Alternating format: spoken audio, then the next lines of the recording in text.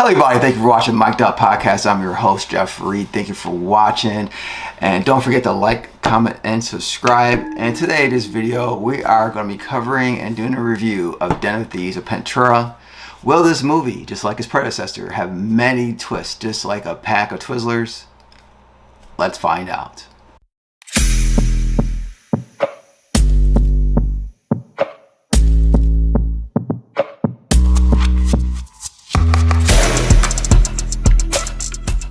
Den of Thieves, Pantera, starring Gerard Butler and O'Shea Jackson. I actually did like the first film, and I think one of the biggest things I like about it was the action pieces of the film. I like how it was shot. I liked how it was choreographed. Even though the final third and the last action was kind of non-believable, where you're doing all this action, all this basically a shootout in traffic in LA. I thought that part was kind of not believable, but hey, it's a movie, whatever. I had fun watching it. It was good to watch. Big Nick is on a hunt in Europe looking for Donnie, who's embroiled in the dangerous world of diamond thieves and infamous Panther Mafia as they plot a massive heist of the world's biggest diamond exchange. So no spoilers here. I'm gonna give it like a little detail. I don't think it's too much to spoil. I think it's just setting up my review so you understand what and how I came to my conclusion of what I like and what I did not like. So we meet Donnie. He's in Europe. He's with his new team. He's doing this crazy challenge of this heist of stealing diamonds at this airport, and they're going through all this crazy stuff just to get these diamonds.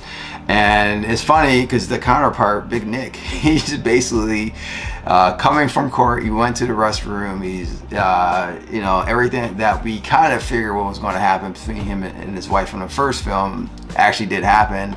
Divorce, losing his kid. Unfortunately, lost his job. As you see in the trailer, he actually said that you lost your job. So you see both characters. One, Donnie, he's at his pinnacle, at the highest. He's enjoying life because he's doing all these different challenges and with these heists, and he's living his best dream. And you see Big Nick, who's like completely like on like the slide of just not like is losing everything slowly and just at the bottom of his life. And I like that contrast because it actually sets up why Nick is at the point where he's desperate and he just needs something. He just needs a win. He just needs a win just to have something going great in his life. So he actually sees what's going on, this heist that's going on, because it catches all this great news and everything. And so once Big Nick actually tracks down Donnie, they agree to work with each other. And I think that was something that kind of was surprising, because you're kind of like, is Big Nick trying to trick Donnie? What's going on here? Little hints of heat in here where they're actually like showing how they're planning to do this heist and breaking everything down, like like trying to figure out how many cameras are, how many security guards are, what they have to do to get down to the vault, all those things that they're trying to break down. The plan, you actually walk through them the whole entire way when it comes to planning to do this heist. I felt like they took a lot of time. Not me a lot of time. Most of the film is the planning part, and I did enjoy that.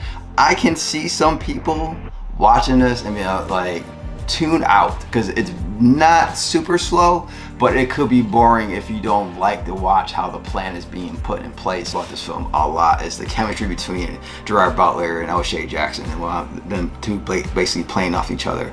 And it was really good. Like it was, you see how you believe that they hate each other when they first saw each other again, and then throughout the film you see them like earn respect, becoming friends, trying to have each other back, and it starts becomes believable. And like I said, the bond and chemistry between these two are very good. And this is a scene in the movie they're actually at a diner, and it's after they did like a long day of planning and a little partying and whatever. And they basically broke down the characters. It was probably one of the best developing of characters I've seen in these two films. And I think what they did made you feel for each character. You made you understand the character. You understand why Donnie O'Shea Jackson Jr.'s character is doing what he's doing. He didn't come from a nice household. He was blessed to be smart enough to go to a good school in a very rich neighborhood, and you saw how the houses were very easy, slim pickings. You got Big Nick, who grew up same way, not a lot of money. Dad owned the stores. Things happen at the store with his dad. and he, you know, vowed to become a police officer, to become a hunter. So you actually understand, they actually give you the pieces that you need to understand these characters finally, and for them to understand each other as well too, to actually like the bonding. And they go through the whole film together, and you see how the chemistry is working with them, how, you know, how they going through the plan, how they go through some things, and basically get out of some tough situations, and they actually, you know, look at each other and see, like, basically a peer, and want to be friends. So I like that, how they did that in this film, and that's one of the highlights of this film. I also like how they played how Big Nick can possibly screw these guys over at any moment. You just never know. He did some things where you're like, okay, now, okay, I see what he's gonna do. Oh, whoa, he's not gonna do that now? Oh, okay. Is he gonna screw him, or he's not gonna screw him? They did a good job where you just don't know. And that was one of the things I was hoping that they would keep from the original film, and that's what they did. They kept the twist going. They'll give you hints, little feeds, and they're like, hey, see, he's going this way. Oh, no, he's not. He's doing that. So I actually did like how they kept you on your toes, wondering what Big Nick was going to do at the end of the film. Big Nick, I just did not like how they made him like a cartoon character sometimes. Some of the dialogue in the movie was kind of like, oh God, this is like bad dialogue. He does deliver them pretty good, you know, sometimes some of the jokes hit, some of the jokes did not hit. But they made his character very cartoonish sometimes. It was kind of off-putting, and it didn't make you like, you know, it didn't make me want to like just like tune out. But I'm like, oh, you guys could have done better with that dialogue, or why are you making him do this? Like, this is silly. That's not Big Nick. But another thing that I think a lot of people are going to be very annoyed with this movie. Once you see the trailer, you're like, oh man, it's gonna be action-packed. We're gonna have all this craziness, all these car chase scenes, shootouts, blah, blah, blah. No, you don't get that. You don't get that till the final third of the movie. So you go through about 2 hours of this whole movie with not a lot of action. I mean, no action, I mean none. Nothing. You get a little hint here, a little smidge. And it really wasn't action. It was more like bonding between Donnie and Big Nick. It wasn't anything that's action. And obviously a lot of people put off by that. Like I said before, it's not the film you going in to see. You're thinking you're getting all this action. You find out it's more a heist film. It's all about developing a plan, bonding of the characters, more stuff like that. And you don't really get any action until you get the end of the film. And I can see that people just like not being happy about that, and basically just tuned out, because you're sitting there, you're just like wondering, like, why did you sell me on this John Wick dream and you give me Ocean's 11? Like, what, you give me a heist film? Like, come on, what are we doing? Another thing too about this film, I don't like the movie having convenient setups. What I mean by that, things are going on in the film, especially in the final third. Out of nowhere, you know, they're in trouble, and some convenience comes in and saves the day. And you know, it just, in the way that it's set up, is like, how do they know? How do they know where, when, and who? Like, how? It was completely convenient. And that's the one thing I was like, really? That's how? What? Come on, we can do better than that. Who wrote that? Go back and edit that. That's horrible. But yeah, I didn't like the conveniency, and they did some stuff like that in a little bit, but not too much throughout the film. It's just like the end of the film is like, come on, like, you could have thought anything else but this. But you know, that's what happens when you could tell the final third's kind of, it's weird. The final third of that scene was rush, but the rest, they took all their time. I think they took too much time. That's like another flaw about this film. It's too long.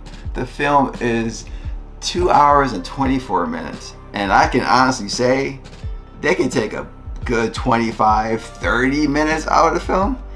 And all of it is really at the end of the film when everything is basically done. And it's like, they just add all this stuff that you can do like in 5, maybe 8-10 minutes you could do, and they just draw it out like 20 minutes. I'm like, is the movie over? Oh right, wait, it's not over yet. What? There's more stuff? Another twist? Okay, all right. Oh, that's good. All right, time to go. Wait, more twists? I didn't see it coming. I like it. It's cool, but you could have just wrapped this up. You could have wrapped wrap it up. And you, 20 minutes for this, you could have done this in 8 minutes. But I like how the movie ended. Kind of set up part 3, but it just took too long. It just took too long. I'm already ate my popcorn. I'm done. I got no more snacks left. I'm sitting here like why are you doing this? I have no more snacks. I thought we were done. I finished up because the action was like, the action's here.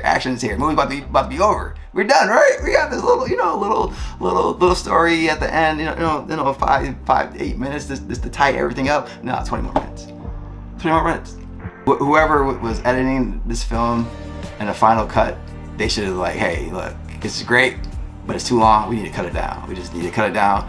I know the last movie was about 2 hours, 20 minutes, but we don't need all this. Can we just cut these 2 scenes down, 3 scenes down to like 5 to 8 minutes? Because I think that's better.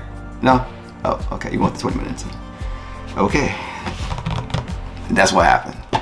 So my final conclusion about this film. Did I like this film? Did I not like this film? I liked it. I enjoyed it.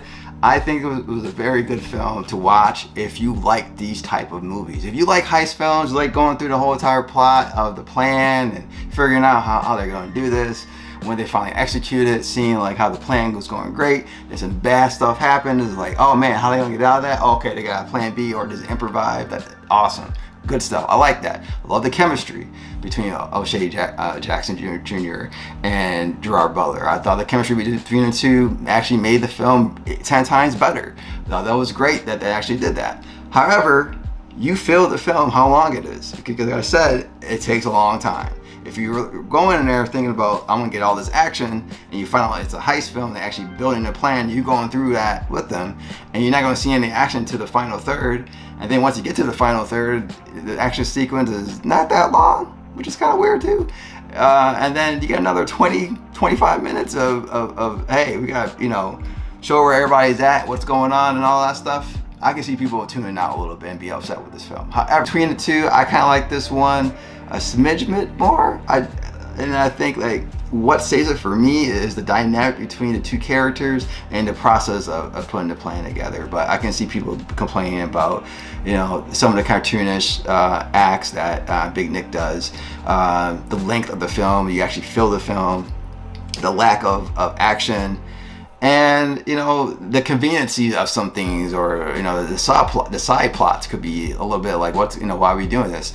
So I can see some people not liking the film, and I think that's why the critic score is right now at the shot this film was like at 60 something. So I can see why some people dislike the film. If I was eating some snacks, I would say this is kind of like your nacho chips and cheese. Like maybe that's your favorite. I like it as like kind of middle kind of thing. Like popcorn is the best thing for me, but it's kind of like nachos and jalapenos and cheese for me. So it's still enjoyable. Sometimes I hope the jalapenos are fresh, and they not. It's like damn, I got some spoiled jalapeno here, but it's still enjoyable to eat.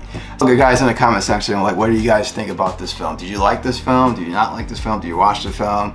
Is there anything that I covered that you guys agree with or disagree with? Anything I missed that you want to point out? Let me know in the comment section below and let me know your thoughts. And don't forget to like, comment, subscribe. Help us get to 1,000 subscribers. And I will be doing another video this week. Possibly Wolfman, and maybe some entertainment news if you get more news later on this week. So thank you for watching, and I'll see you next video. Goodbye.